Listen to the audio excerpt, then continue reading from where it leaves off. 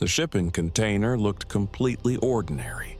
40 feet of steel, painted in standard maritime colors, marked with customs declarations indicating industrial cleaning chemicals. It had traveled 6,400 miles from Shanghai to the port of Los Angeles. Thousands of identical containers arrived every day. This one contained enough precursor chemicals to manufacture 847 million lethal doses of fentanyl. The customs inspector who processed the container spent exactly 14 seconds reviewing the documentation. He stamped the forms, entered an approval code, and waved the truck through the inspection lane. He had been paid $40,000 to look away. The container was one of 23 that had passed through American ports that month, part of a sophisticated supply chain that connected Chinese chemical manufacturers directly to Mexican cartel laboratories. The operation had been running for 4 years, moving thousands of tons of precursors that had been synthesized into fentanyl responsible for over 200,000 American deaths. The FBI had been tracking this network for 18 months. They had identified 67 Chinese companies supplying precursors. They had mapped a distribution network spanning 14 American ports. They had documented 38 corrupt customs officials, port workers, and logistics employees who facilitated the shipments. And they had 6 days before the largest precursor shipment in the network's history was scheduled to arrive. Enough raw material to flood American streets with fentanyl for the next 2 years. This is how the FBI dismantled a Chinese cartel chemical pipeline that was poisoning America and prevented a shipment that would have killed hundreds of thousands. The investigation began with a medical examiner's report. In February 2022, a cluster of overdose deaths in Phoenix displayed an unusual toxicology profile. The fentanyl that killed 34 people over a single weekend contained a specific chemical signature, a manufacturing fingerprint that DEA chemists had never seen before. The fentanyl wasn't just deadly, it was new. Analysis revealed that the drug had been synthesized using precursor chemicals with distinctive impurity patterns. Those patterns pointed to a specific manufacturing process, one that DEA databases associated with industrial chemical production in Hebei Province, China. The Phoenix deaths weren't isolated. Over the following months, the same chemical signature appeared in fentanyl seized across the country. Los Angeles, Chicago, Philadelphia, Houston, Miami. The distinctive manufacturing fingerprint was everywhere, indicating that a single source was supplying precursors to multiple cartel production networks. Someone in China was mass-producing the building blocks for America's deadliest drug. The FBI opened a joint investigation with DEA, Customs and Border Protection, and Homeland Security investigations. What they discovered would expose a supply chain that operated with the knowledge and protection of the Chinese government. The Chinese fentanyl precursor industry had evolved in response to American enforcement. In earlier years, Chinese laboratories had manufactured finished fentanyl and shipped it directly to American customers through the mail. That pipeline had been partially disrupted through diplomatic pressure, enhanced mail screening, and Chinese regulatory changes. But the manufacturers didn't stop. They simply moved upstream in the production chain. Instead of making fentanyl, they made the chemicals needed to make fentanyl. Precursors with names like 4-ANPP, NPP, and various novel analogs that weren't explicitly banned under international drug control treaties. The chemicals were legal to manufacture in China, legal to export, legal to import into the United States as industrial products. Only when they reached cartel laboratories and were synthesized into fentanyl did they become illegal. The loophole was enormous, and Chinese manufacturers exploited it systematically. FBI investigation identified 67 Chinese chemical companies involved in precursor production. The companies operated openly.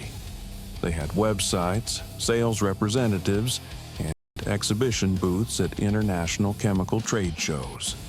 They advertised their products to legitimate pharmaceutical and industrial customers, but they also maintained shadow sales channels, encrypted communications with cartel purchasing agents, cryptocurrency payment systems that evaded banking regulations, shipping arrangements that concealed the true nature of their products.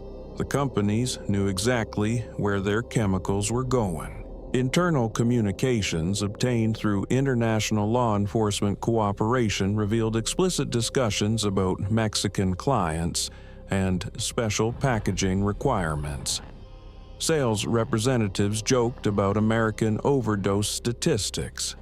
Quality control focused on producing precursors that would yield the most potent fentanyl. This was an accidental diversion of legitimate chemicals. It was an industry built specifically to supply the fentanyl trade. The supply chain that moved precursors from Chinese factories to American streets was remarkably sophisticated. Stage 1. Manufacturing. Factories in Hebei, Jiangsu, and Zhejiang provinces produced precursor chemicals in industrial quantities. The facilities operated with apparent immunity from Chinese law enforcement, despite being well known to authorities. Stage 2. Export. Chemicals were shipped from Chinese ports with falsified documentation. Industrial solvents, cleaning agents, pharmaceutical intermediates. The declarations bore no relationship to the actual contents. Stage 3. Transit. Shipments moved through intermediate countries, often Malaysia, Vietnam, or Guatemala, where containers were relabeled and documentation was further sanitized. Stage 4. U.S. Entry. Containers arrived at American ports. Corrupt customs officials, port workers, and trucking company employees ensured smooth passage through inspection. Stage 5. Distribution. Precursors were transported to cartel-controlled warehouses in California, Arizona, and Texas. From there, they moved south to manufacturing laboratories in Mexico. Stage 6. Production. Cartel chemists synthesized the precursors into finished fentanyl. Stage 7. Return. The completed drugs crossed back into the United States where they killed Americans by the tens of thousands.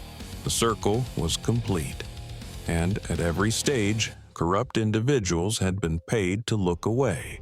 The corruption component was the FBI's primary focus. Stopping Chinese chemical companies required diplomatic action that could take years. Disrupting cartel production required cooperation with Mexican authorities that was complicated by cartel infiltration of Mexican institutions. But the corrupt Americans who facilitated the supply chain were within FBI jurisdiction, and they were everywhere. The investigation identified 38 individuals who'd been recruited by cartel logistics networks to ensure smooth passage of precursor shipments. 14 customs and border protection officers at ports in Los Angeles, Long Beach, Houston, and Newark. They reviewed documentation, conducted inspections, and entered approval codes. When cartel containers came through their lanes, they asked no questions. 9 port workers who operated scanning equipment and managed container logistics. They ensured that certain containers avoided secondary inspection. They manipulated scheduling so that cartel shipments arrived during shifts staffed by corrupted officers.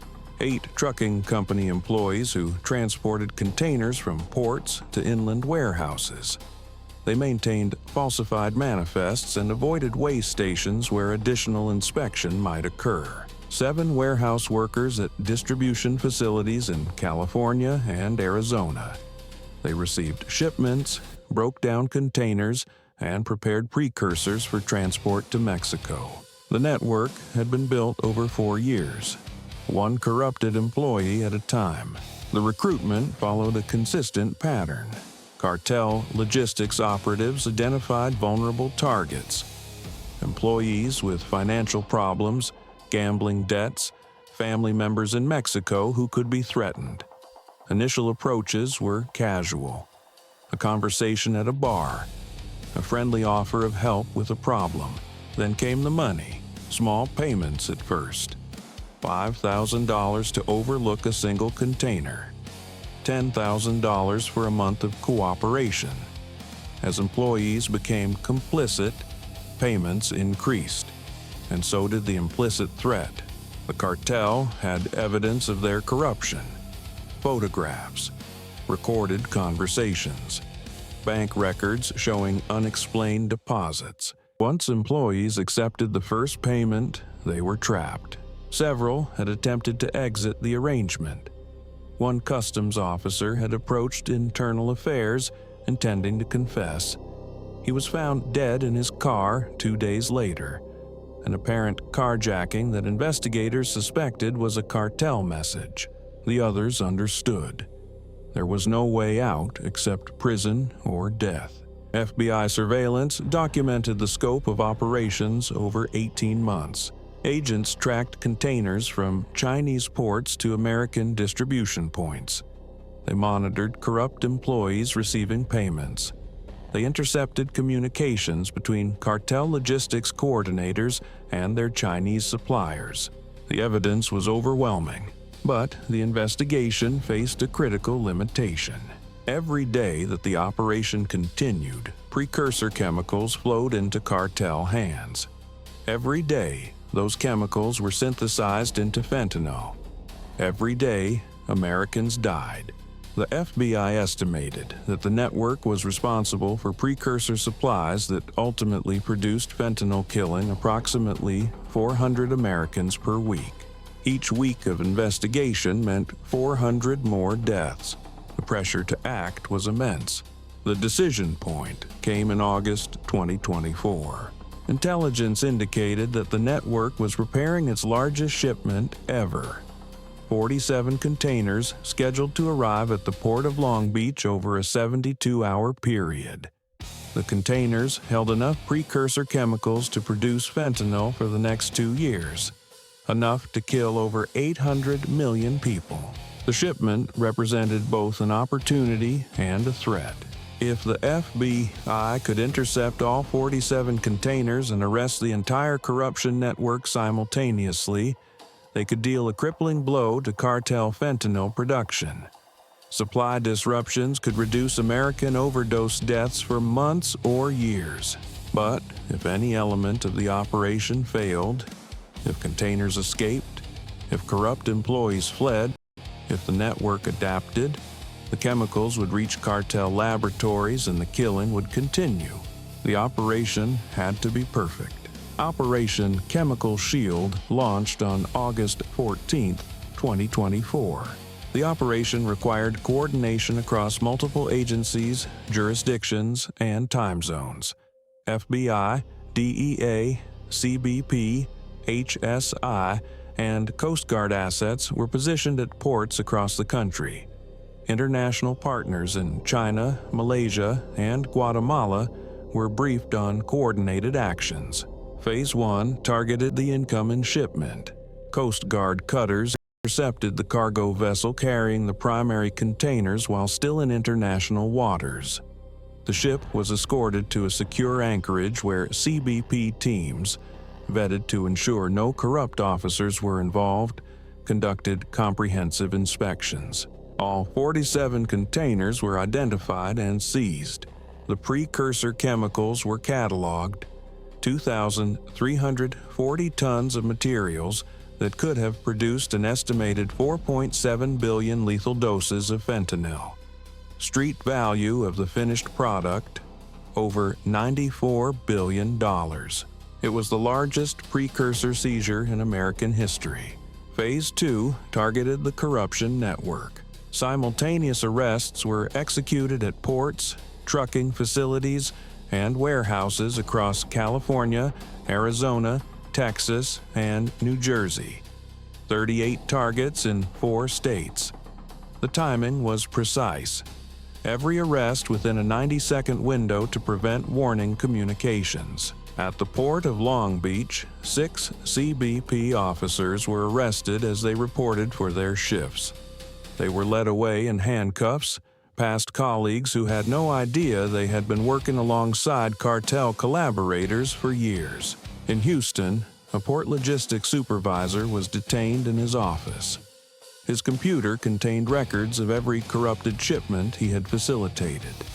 234 containers over 4 years. In Phoenix, warehouse workers were arrested as they prepared to receive the incoming shipment.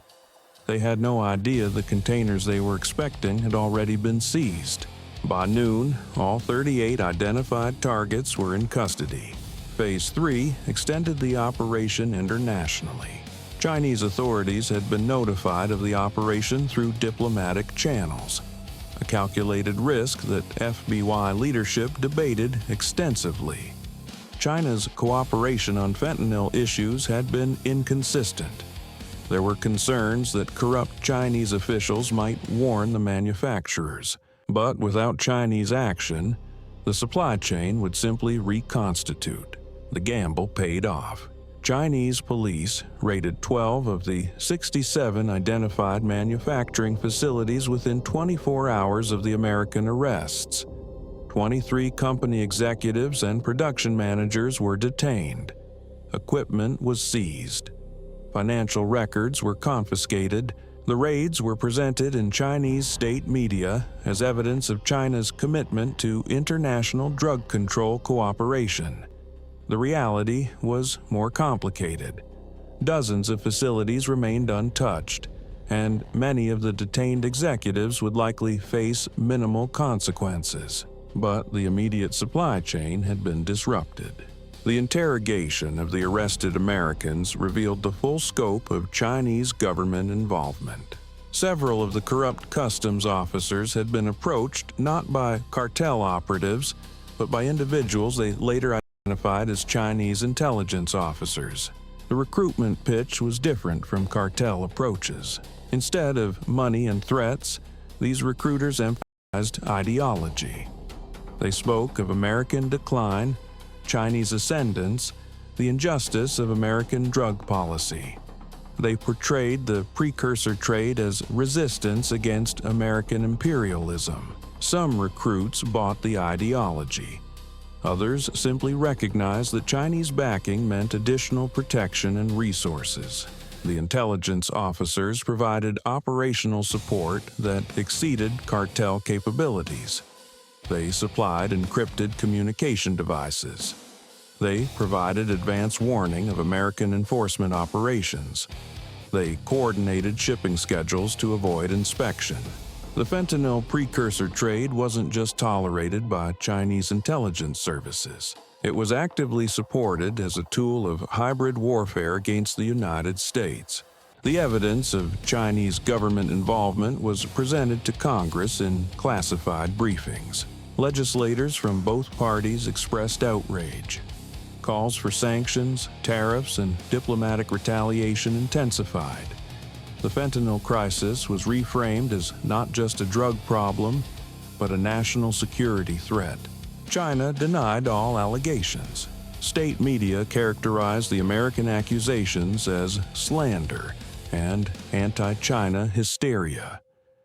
Government officials claimed that China had been cooperating extensively on fentanyl control, and that any remaining problems were America's responsibility. The diplomatic battle continued, but on the ground, the immediate threat had been neutralized. The prosecution of the 38 arrested Americans proceeded through federal courts.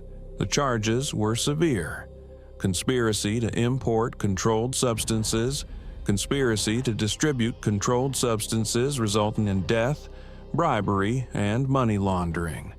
Several defendants faced potential life sentences. Defense attorneys attempted various strategies. Some argued their clients were minor participants who didn't understand the full scope of the operation. Others claimed coercion. The cartel threats had left them no choice but to cooperate. The evidence overwhelmed these defenses. Surveillance footage showed defendants accepting cash payments. Recorded conversations captured them discussing shipments and inspection schedules. Financial records documented deposits totaling millions of dollars across the network. 34 defendants pleaded guilty to various charges. 4 went to trial. All 4 were convicted. Sentences ranged from 15 years to life in federal prison. The customs officers received enhanced sentences for betraying their oaths of office. Those whose actions could be directly linked to overdose deaths received the harshest punishment. The seizure of 2,340 tons of precursor chemicals had immediate effects on American fentanyl supply. Within weeks, DAAA reported significant disruptions in cartel production. Fentanyl purity declined in street samples across the country. Evidence that cartels were stretching limited precursor supplies. Prices increased, making the drug less accessible. Public health authorities documented a measurable decline in overdose deaths. The effect was temporary. Alternative supply chains would eventually compensate. But for several months, fewer Americans died. Families that would have been destroyed remained intact. Addicts who would have overdosed survived long enough to seek treatment. The numbers were abstract, but the lives were real.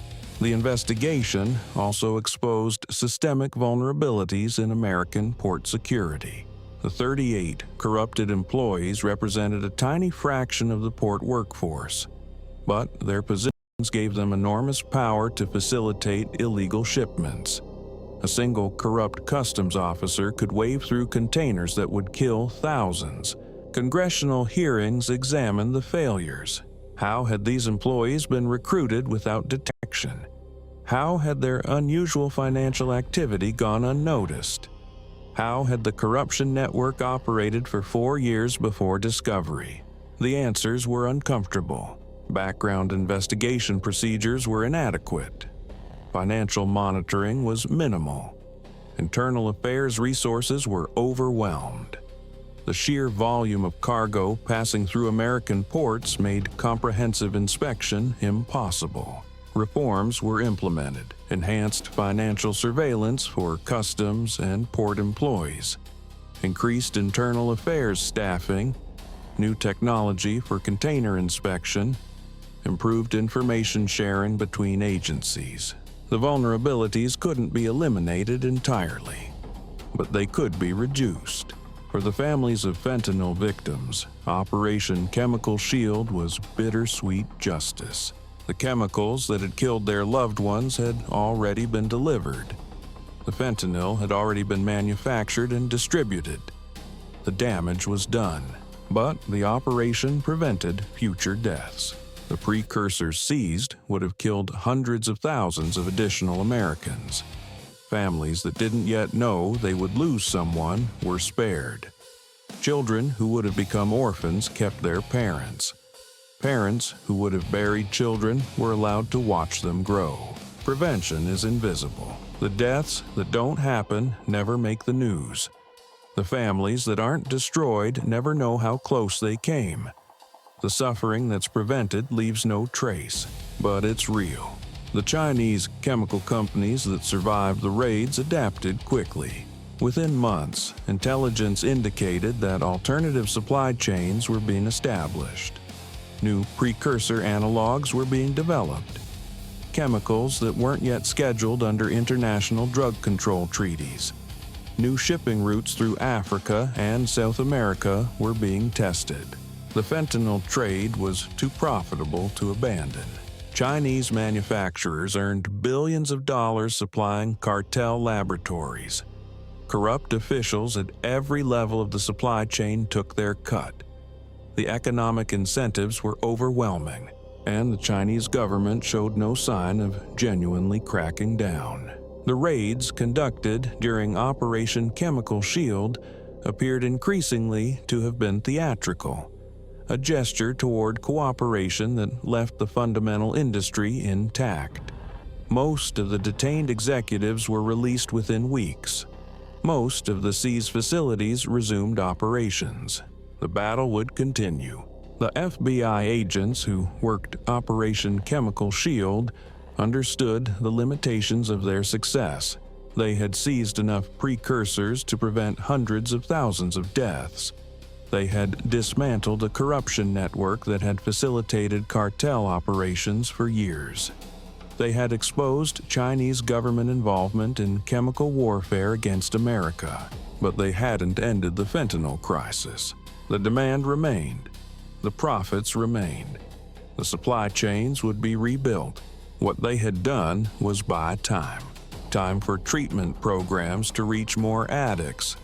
Time for prevention efforts to reduce new addiction. Time for diplomatic pressure to build against Chinese suppliers. Time for alternative approaches to be developed and tested. Every month of disrupted supply was a month of fewer deaths. Every seizure of precursors was a measurement of lives saved. The work would never be finished. The fentanyl epidemic continues to kill approximately 70,000 Americans every year. Each death represents a failure of policy, of enforcement, of treatment, of prevention. Each death leaves behind family members who will never recover from their loss. But the death toll would be higher without operations like Chemical Shield. The FBI, DEA, CBP, and their partners continue to identify supply chains, disrupt networks, and seize precursors before they can become poison. They work in the shadows, targeting threats that most Americans never see. The work is thankless. The victories are temporary. The enemy adapts constantly. But every container seized is a shipment of death that never reaches American streets. Every corrupt official arrested is a gap in the cartel supply chain. Every precursor chemical confiscated is fentanyl that will never kill an American child. This is the FBI's mission, not to end the crisis. That requires broader social change beyond law enforcement capabilities, but to fight every day, to prevent every death that can be prevented, to disrupt every network that can be disrupted. This is what the FBI does every day. Whether you know it or not,